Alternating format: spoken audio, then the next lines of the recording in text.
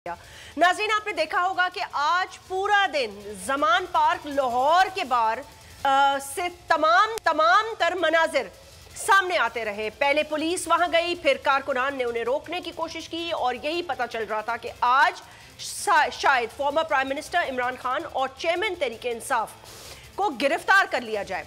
गिरफ्तारी के हवाले से यह बताया जा रहा था कि इस्लामाबाद पुलिस लाहौर पहुंच गई और ज़मान पार्क से अंदर जाने की कोशिश करने में नाकाम रही। पता यह चला कि कहा गया कि इमरान खान साहब तो ज़मान पार्क में मौजूद ही नहीं है। ये गिरफ्तारी इस पस मंजर में आ रही है कि तोशा खाना का जो केस है जिसमें फर्द जुर्म आयद होना है, वहां से खान साहब के नाकाबिले जमानत गिरफ्तारी के जो वारंट है वो सामने आए हैं। ये आज की बड़ी खबर थी। इस पर काफ़ी हलचल रही सोशल मीडिया, सेंट्रल मीडिया और उसके साथ साथ लाहौर में।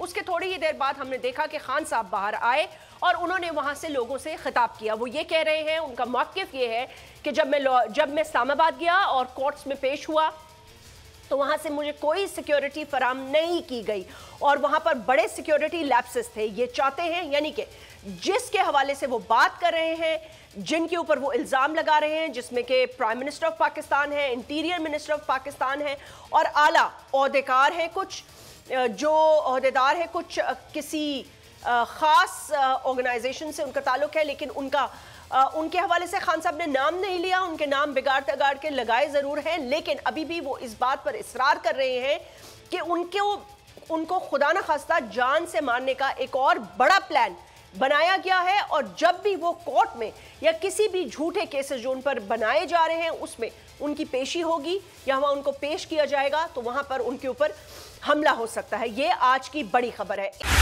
बोल उड़ाएगा सबका होश, भूल जाएंगे सब अपना जोश।